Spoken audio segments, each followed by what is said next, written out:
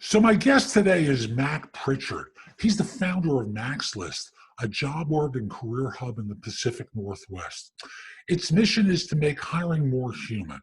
He also hosts the weekly career advice podcast, Find Your Dream Job, which I think is terrific. If you're not listening to it, it's a great show to bring into your arsenal. Mac, welcome on board. Great to have you, and it's been a long time. It has been a while. Thank you for having me. It's a pleasure to be on your show, Jeff. Thank you. So I just want to make sure everyone gets this right. We're going to talk about, well, you're a guy who owns Job Board.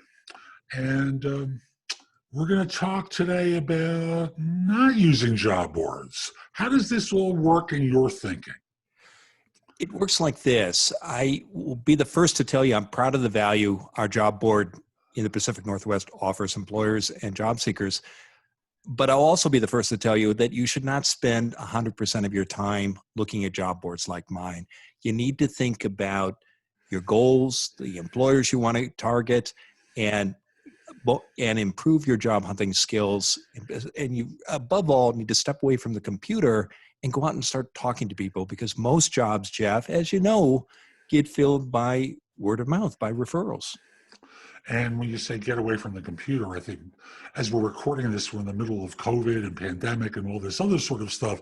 And that's where people are these days, is at their computer. But I think I know what you mean in that you're saying, don't spend all your time on job boards, spend all your time or most of your time talking to people in one form or another, right? Yes, let me share some numbers with you. There are estimates out there that as many as 40 to 80% of jobs get filled through referrals, through word of mouth. But when I ask people who visit my site, and I'm grateful that they come, how they're spending their time, many people, because they just don't know any better and don't know what else to do, spend up to 100% of their time looking at job boards like mine. So think about those two figures. If 40 to 80% of all positions are being filled through word of mouth, and you're spending 100% of your time, Jeff, looking at job boards, you're missing out on so many great opportunities out there. So this is, in the end, about how you spend your time and not putting all your eggs in one basket. It's funny, I talk to people and I'll say, when you work with job boards, basically what you're doing is being part of a pond with lots of fish in one hook. And unfortunately, you're better off being in a different area where there aren't as many fish and someone who could steer you to the hook and even go so far as to put you on the hook rather than have you compete with all the other fish. Yeah, job boards are an important tool in any job search. You've got to pay attention to them and you've got to spend time looking at them, because so many employers do post positions there, but not all employers do. So you want to make sure you're looking not only at the publicly posted positions, but at the so-called hidden jobs, again, the ones that get filled by referrals. And it's so funny, people say, so where do I find the hidden market? As though there's a place where they all hang out together. Right. And the reality is the hidden market is just very simply firms that don't advertise to fill positions because the cost may be too expensive, both in terms of overt cost for the price of the ad, but the covert cost for all the resumes that you got to look through that are just a waste of time, and all the spam that you receive and all the interviewing that you do of people who just inappropriate when someone could just, again, walk the right person in the door. Agreed, Jeff. And I would also say to your listeners, if they reflect on it, particularly if they're mid-career or farther along in their work history, probably the best jobs they've had have come through referrals. And they've come through suggestions from a classmate, a coworker, somebody who said, hey, so-and-so's hiring, you should reach out to her, and I'd be happy to make an introduction or pass along your resume.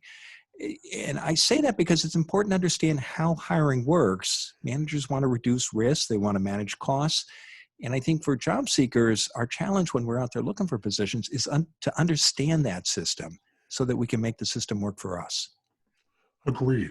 Now, I think the people who have the most difficulty with the strategy that we're going to talk about is those who are less experienced because their networks really aren't well established. You know, yeah, I have a year and a half, 2 years of experience. I went to such and such school. I've already spoken to everyone, plus my parents. And what do they do? Well, I think it begins by recognizing that job hunting is like any other skill. It's something that takes time and practice to learn, but you can get good at it with study and practice. And the second thing, I push back a bit, Jeff. I think even if you're in high school or college or you're a recent graduate, everybody's got a network. Everybody's got relationships and connections that they can leverage during a job hunt. The challenge is to do it in a strategic, thoughtful, and effective way. And to do that, they do have to invest time in learning how to practice those skills, but it can be done no matter what your age or whatever point you are in your career. So let's start off with the junior people because the seniors have an idea, but the juniors I find really struggle with this idea. So, what does a junior do to start to build his skills in networking and job search to be more effective beyond simply, I'm just going to go on Mac's job board and see what he's got? My number one tip is this, Jeff: know what you want. Invest time in getting clear about setting your goals. And if you're using phrases like, I'm open to anything, I don't want to rule anything out, to me, that indicates you haven't done the fundamental work in goal setting. And when you do that work, you make your job search so much easier and you make it so much easier for other people to help you. Because when you're specific about what you want, you know who to reach out to and what to ask for. Think about the reaction you're likely to have if you meet somebody who says, I'm doing a search. If you hear of anything, let me know. And how do you act on that? But think about your reaction if someone, a new graduate or someone early in their career says, I'm looking for an entry level marketing position. I'm especially interested in digital companies. And I'm trying to identify the marketing agencies in our city that are doing new and exciting work. Do you know of anybody who works in that field that I could talk to? Or can you give me your insights into who the leaders are? Now, the answer might be no, I don't. But somebody walks away from that conversation, they know exactly what you want and where you want to be and where you want to go. So if later they do hear of something, they're going to think of you. And what you're doing, folks, is steering them so that anything means nothing to them. The mind just wanders around going, okay, do they want to be a fireman, a barista, like what do they want? Right. But by directing them, you're making them think in specific ways, so when they hear of something they go, who was it who told me that? Oh, yeah, I remember. And start reaching out and making a recommendation.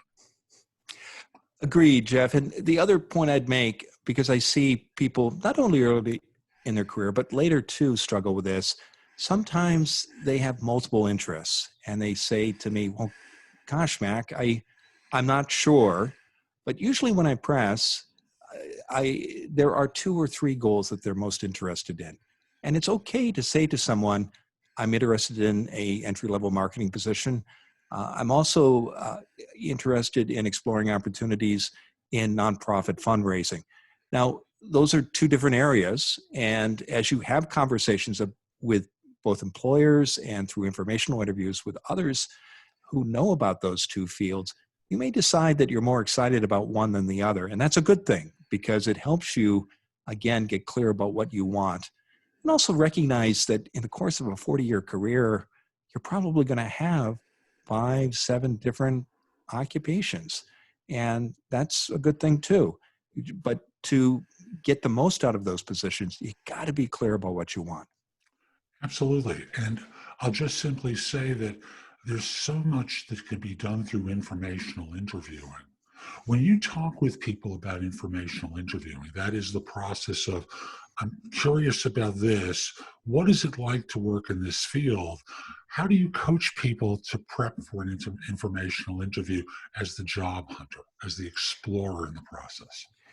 Treat it like a business meeting. And it's a business meeting that you've called. And so, like any appointment, professional appointment, you need to have an agenda and you need to have clear outcomes about what you want. This is not about picking somebody's brain or taking folks out for coffee. And those are fine things. I'm not belittling those ideas, but at the end of one of these conversations, Jeff, you should have accomplished three things. And you can do this in 20, 30 minutes max. The first thing is to share your goals and your story.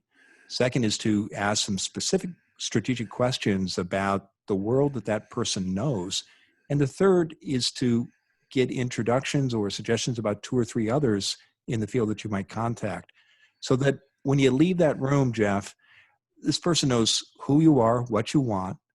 They've given you some specific insights into challenges or the profession that you want to talk about, and they've agreed to share two or three contacts. That is a successful informational interview. Agreed. Now, I'm curious, when they're in the process of asking questions about what it's like in the field, how in depth should they go? What sort of things might they probe in order to make their own decision about, is this field right for me? I encourage people to look at the challenges that they face in their job search and think about the objections that you're carrying around in your head. And we all do this during a job hunt. We think, I'll never get a job because fill in the blank. I'm too old, I'm too young, I don't have any contacts, I don't know anyone at this company, I'm trying to switch sectors, I don't have a college degree. Whatever the list, write it down, pick out your top 5 or 10, and then turn them into questions that you can ask people in these conversations. So, for example, if you're looking for a professional position, you haven't finished college, find people who have the job that you want, who don't have a BA, and ask them what challenges they faced during a search because they didn't have a degree. How did they address those challenges? What was persuasive to employers that in the end led to a job offer and a position? And you can do that with any of these objections. If you're thinking about switching careers, for example, and you think you need a degree in that field, find somebody who made the switch without that degree and ask her how she did it and what challenges she had to overcome to get that offer. And again, these are probably 4 or 5 questions, but it'll give you great insights into how you need to position yourself and understanding in what the concerns of the employers are. Fabulous. And I want to make sure we now segue into more experienced people. So in doing that exploration, let's say I'm the senior director or VP, I want to position myself for the C-suite, and you're now doing informational interviews, and your background you judge is not being pristine, whatever that means to you. And thus, as you're having the conversations, you're asking much the same question. Are you targeting people who, like you, don't have the ideal background? Or are you just speaking in general terms with people who have made that transition into the C-suite and say, I perceive this problem in my background? Would you see that as being the case? I think you do both. I think if there are challenges in your background that you're concerned about, find people that have overcome those challenges so you can learn from their experience and adapt their approaches and ideas accordingly. But I also think informational interviews are not only about addressing concerns employers might have about your background and skills, but they're also about identifying the companies that are growing, that are hiring. They're about finding the employers who are doing exciting things. And this is where you're getting into the hidden job market, whatever stage in your career you are. Because again, if most positions, or if only many positions are filled through word of mouth, these informational interviews are a great way to find out about those upcoming opportunities. And we can talk about the kind of conversation or questions you might ask to do that, if you like. I love that. So what kind of questions might you ask? I think avoid the question. I I think you start by finding out who's growing, who might be adding staff, who's doing interesting work, um, who just got a new contract. And I think it's also okay, Jeff, in that context, to say, do you know of anybody who might be hiring? But I wouldn't lead with that. To me, I think you're better served as a job seeker by identifying who again, knowing what you want, who are the leaders and the growing employers who offer those opportunities. Now, I'm a Northeasterner by history. And in the Northeast, the idea of networking, they're afraid of being seen as one of those people. You know, I'm a mooch.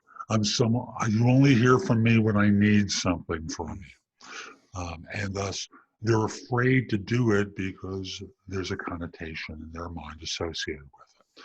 So when you're talking about asking who do you know who, which is one of my favorite questions for networking, they feel uncomfortable at times. And what do you tell those people to encourage them to do it even though they're uncomfortable? Two things.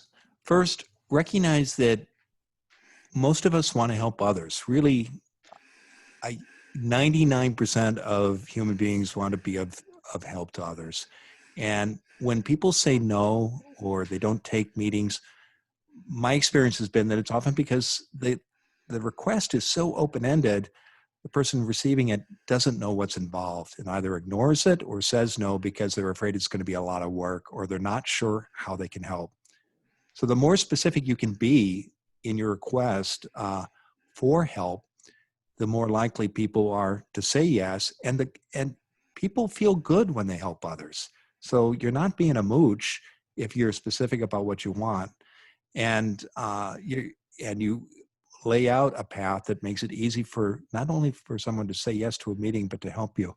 The second point, Jeff, I'd make is networking is not only about asking for help. It's also about being of service to others.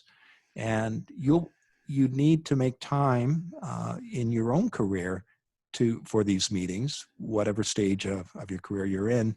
And you not only take informational interviews, but look for ways to give back in your profession and your community. This could take the form of volunteer work with a professional chapter or other volunteer work that you do in the community.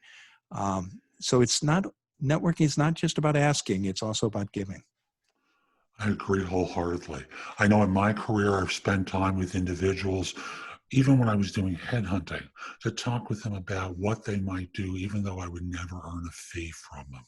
And I knew it going into the conversation, but folks need help and they don't know what they're doing. And they just need a guide somewhere along the line who can direct them. So, and please. You can learn how to do this. And I would love to share a story on our podcast. We talk to people who found a job they love and they talk about their journey. There was a guest recently who moved to Portland, Oregon from Washington, D.C., and she had a high-powered Washington, D.C. resume. She worked as a deputy communications director for Chuck Schumer. So she knew everybody on Capitol Hill, but she was also a trailing spouse. Her partner had gotten a position, I think, at Nike. So her challenge was she had to create a network all 2,300 miles away in a new city where she didn't know anyone. And she did that through informational interviews and she knew specifically what she wanted, and that helped her figure out who to approach. And the reason I want to tell this story is twofold. One is, as somebody who's going to be in this place for a long time, what she did in the course of 6 months was create a network. She talked to more than 100 people, but she will keep running across those people again and again in the course of her career. The other reason I want to tell this story is I asked her, how many jobs did you apply for? And she said, well, I think 7. And I said, how many interviews did you get? 6. And how many offers? Well, a couple. So most people, when I talk about networking, they think 100 meetings. Oh my gosh, that's so much time. But I would challenge people to reflect on this. Well, I meet people all the time who tell me they've applied for 100 jobs. And if they're doing it right, they really should be spending about 2 or 3 hours on each application, customizing the resume, the cover letter, doing research. This lady spent about 2 or 3 hours probably preparing and following up and taking these meetings. But at the end of the day, she got uh, more she got more interviews, I think, than most people would by firing off applications to positions on job boards. And she also looked at job boards, but she also got a network that's going to serve her throughout her career in her new state, and she'll be able to be of service to that network as well. It's so funny you mention these things because my belief is you never apply for a job through an applicant tracking system. It's called the black hole for a reason. So, Well, believe me, sometimes you do have to apply. I mean, I'm sorry, I forgot. Yeah. I forgot. I forgot. Well, I mean, it's, as you know, and I think everybody watching knows, sometimes there is a formal job application process, but that doesn't mean that referrals don't still matter.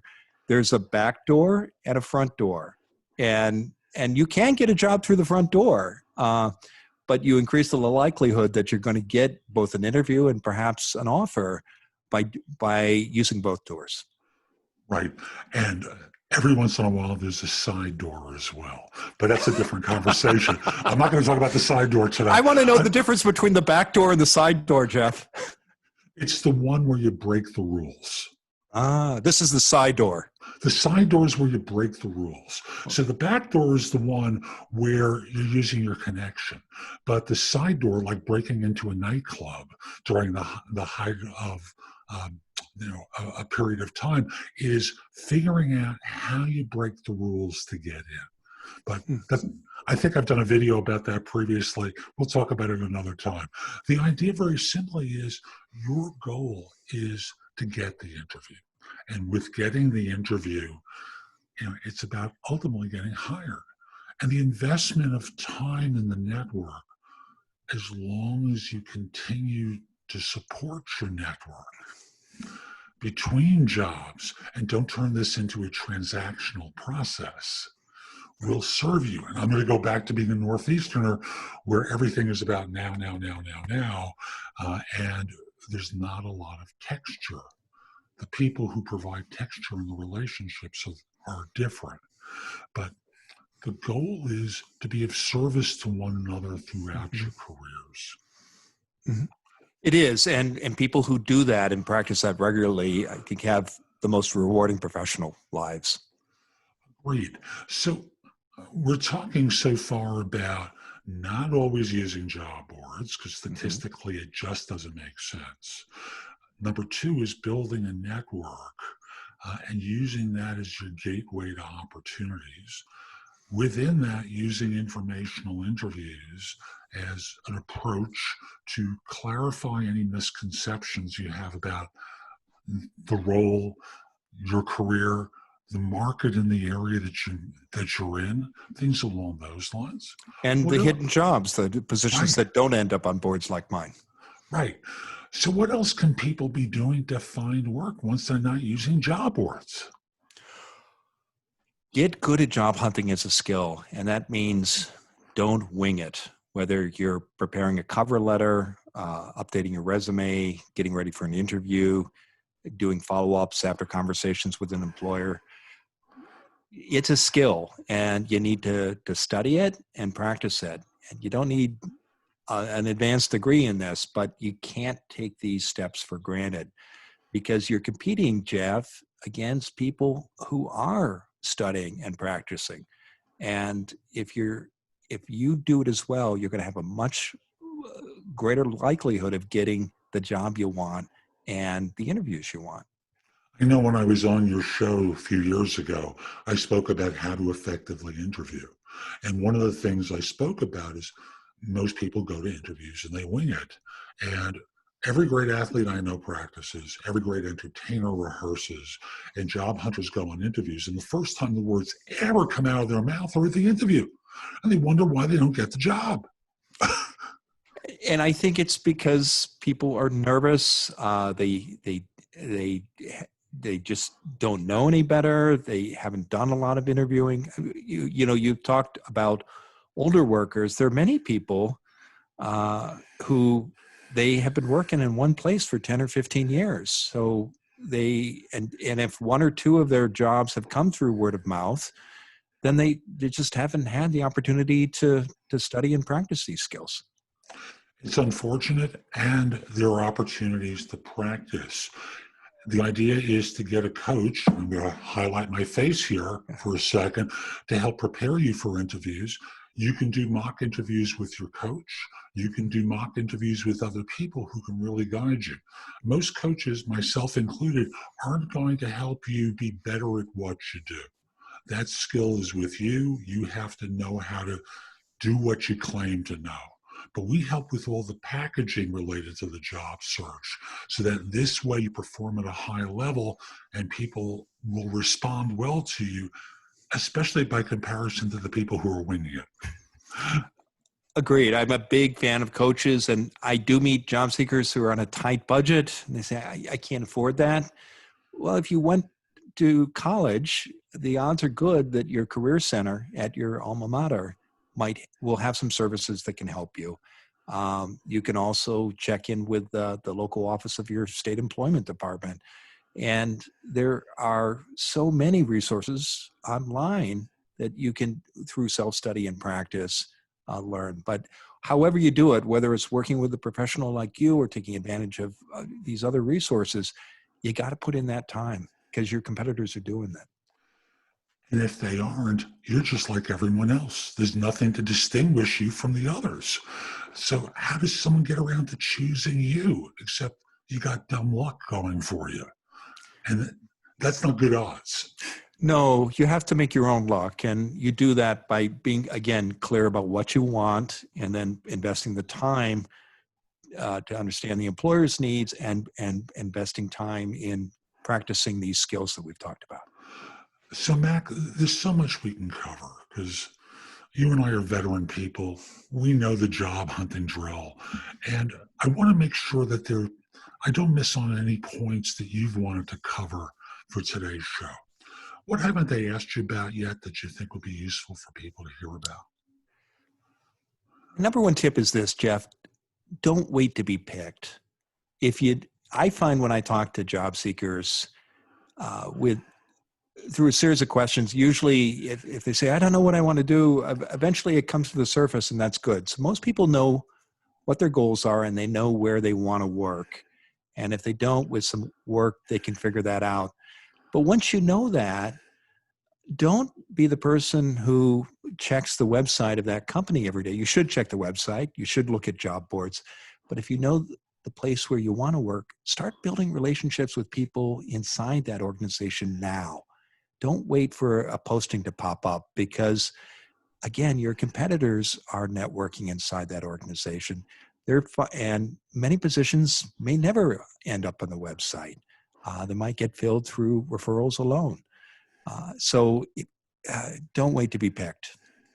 Thus, in following someone, would you suggest they learn about that organization, do their research about it? What sort of things might they do in anticipation of trying to get in the door somewhere? A couple of ideas come to mind. One is you can do informational interviews with people inside the organization. If you don't know anyone there, two great sources for leads are LinkedIn. Look at your LinkedIn contacts.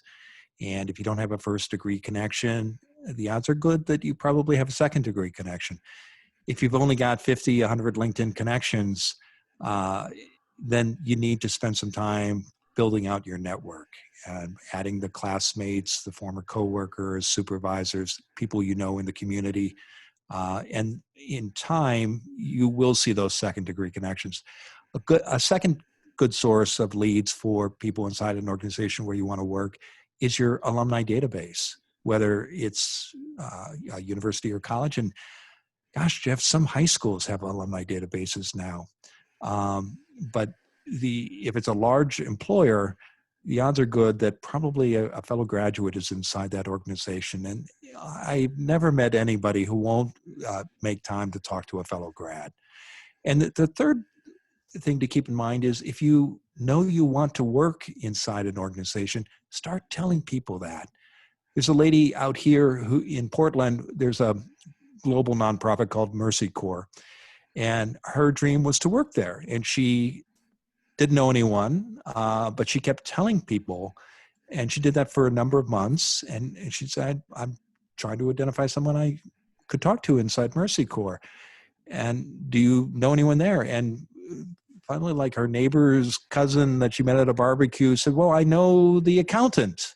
And she said, great, would you introduce me? And so this lady had a informational interview with one of the accountants at Mercy Corps who introduced her.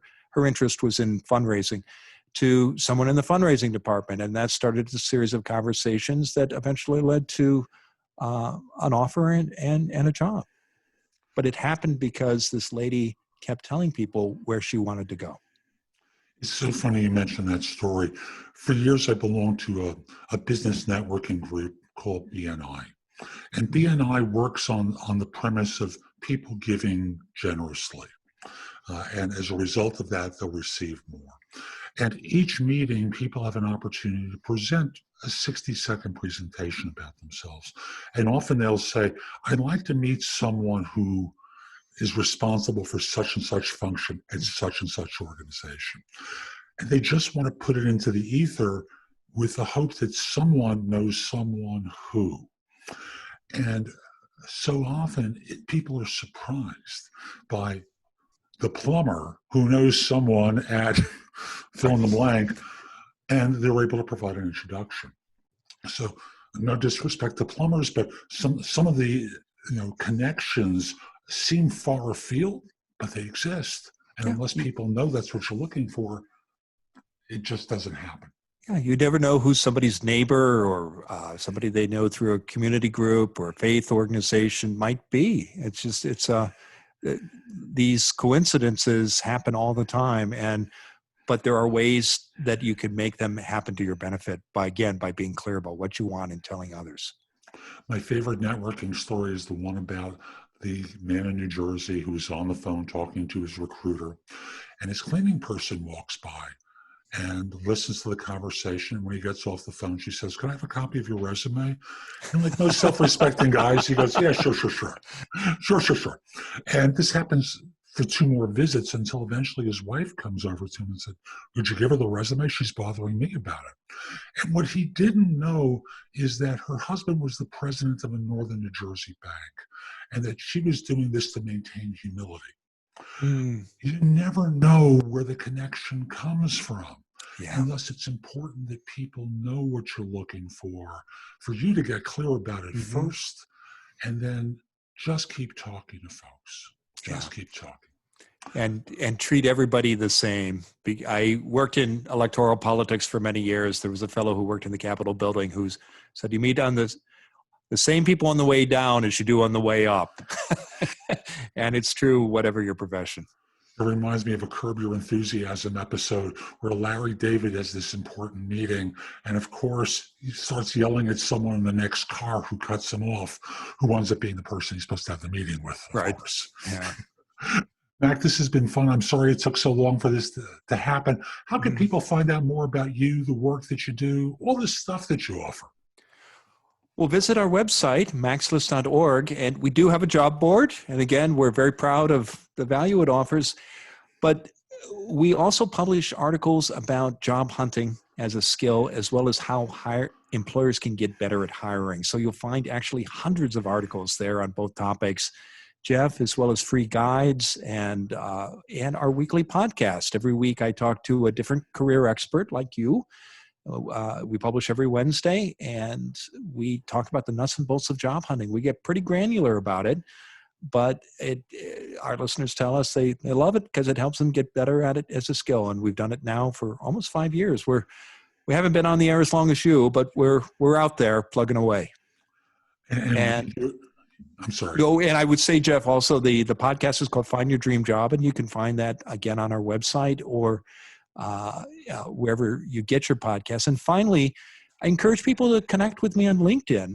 And if you do reach out, I'd love to connect with you. Just be sure to mention that you heard me on Jeff's show. Thank you, Mac. And folks, we'll be back soon with more. I'm Jeff Altman, the Big Game Hunter. And I just want to simply say, I too have a lot of great information at my site. If you go to thebiggamehunter.us and visit the blog, you'll find thousands of posts on a variety of different subjects related to job search, hiring more effectively, managing and leading, and dealing with different aspects of the workplace. Also, connect with me on LinkedIn at linkedin.com/IN/the-big-game-hunter. Mac, what's your link on LinkedIn? It's linkedin.com/Mac Pritchard, all one word. MAC, yeah. MAC, PRICHARD, no T in Pritchard. Just making sure they all knew. Connect with us. We will boost your networking capabilities by a lot. Trust me, neither of us has a small network. Last thing I just want to mention, if you're interested in one-on-one coaching at the site, you can schedule time for a free discovery call or schedule time for coaching. I would love to help you and streamline this process for you. Hope you have a great day and be great. Take care.